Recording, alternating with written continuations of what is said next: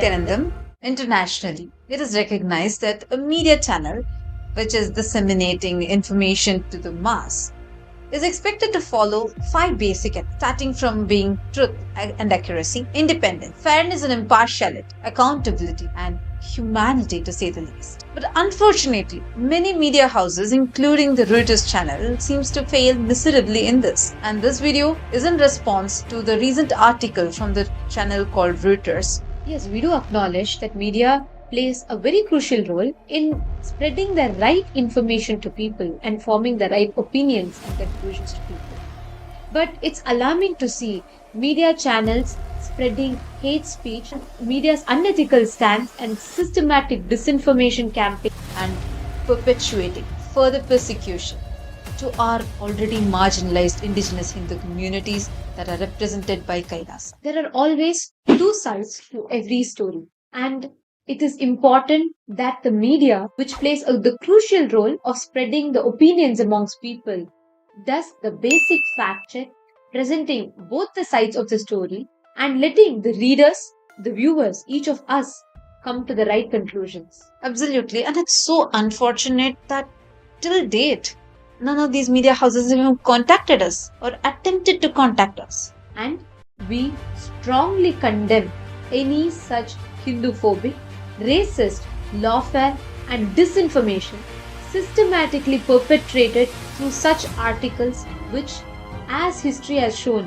is a weapon that the imperial races had perpetrated transnationally for thousands of years. This fundamental human right has been enshrined in many international entities, including the United Nations. The United Nations International Covenant on Civil and Political Rights, the ICCPR, which has been recognized by 178 nations, in its very first article states, all the people have the right to self-determination. By the virtue of that right, they freely determine their political status and freely pursue their economic, social and cultural development. And there are several examples of nations which some would say are a state, some would say no.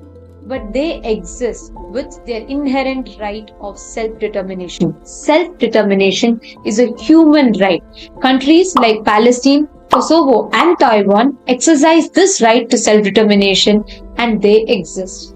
People with a common origin, history, language, culture, customs or religion have the right to turn into a nation. It is through the awakening of the national conscience. So by you name-calling us and misrepresenting us and spreading the hatred, disinformation, claiming falsely that KAILASA is fake, shows what a racist, Hindu-phobic, atrocity material generation is being done by this media house, and we strongly condemn this. This media house is directly attacking the Supreme Pontiff of Hinduism with so many false claims, allegations, accusations and abuses. What is this about calling the Supreme Pontiff of Hinduism fugitive?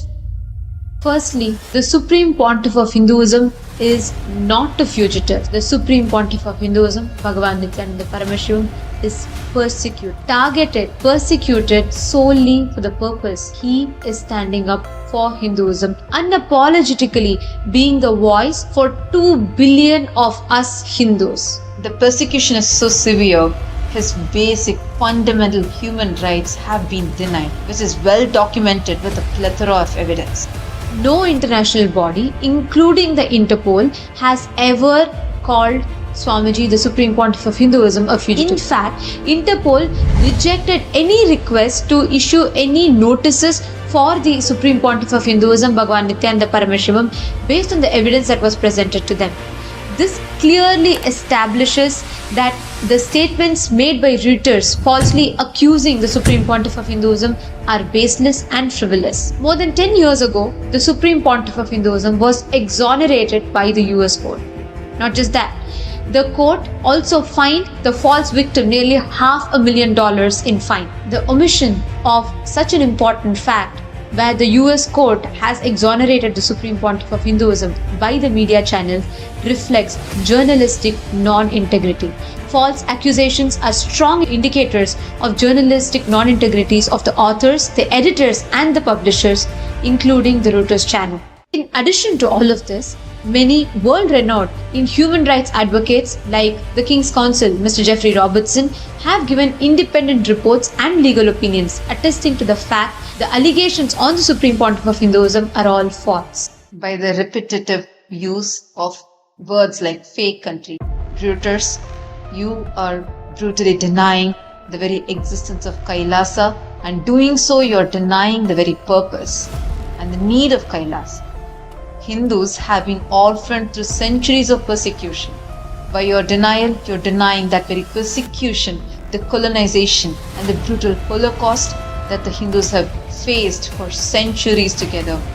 We strongly condemn this racist, Hindu-phobic article's disinformation that is spread by channels like Reuters. This article manipulates the facts and claims that Kailasa duped the Paraguay officials without any obligation to contribute. Completely selflessly, Kailasa has contributed over 5 million PYG worth of medical aid to support the people in the said local community of Paraguay. And this is just one of the various other initiatives that the Supreme Pontiff of Hinduism has set forth to contribute to the humanity. Fundamentally, Kailasa is a humanitarian services-based nation.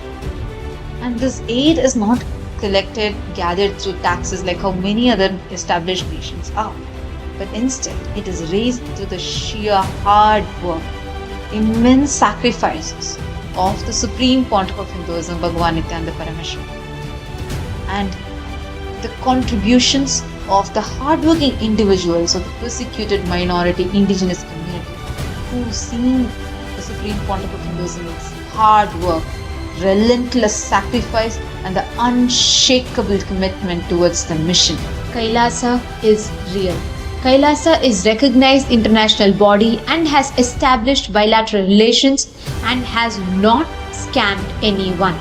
Organizations and institutions representing Kailasa have established diplomatic relations with many cities, states, constituencies, municipalities around the world, bridging cultures, encouraging interreligious dialogue, and continuing our Hindu-based humanitarian services to promote global peace through better understanding of diverse cultures.